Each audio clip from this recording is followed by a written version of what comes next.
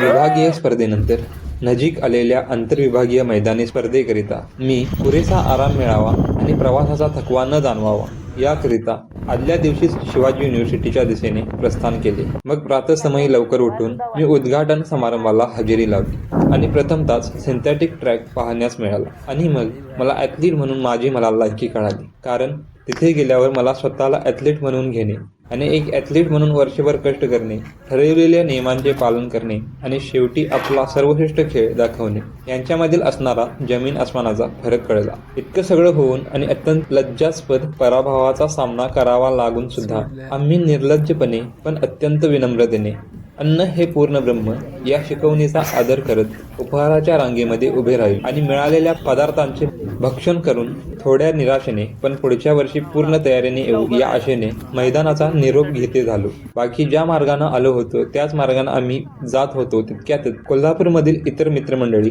आमच्या भेटीच्या उद्देशाने आम्हास भेटण्याकरिता आली होती. मग त्यांना आम्ही आमच्यासोबत घटित प्रसंगाचे कथन केल्यानंतर त्यांनाही आमची झालेली केविलवाणी अवस्था पाहवली नाही.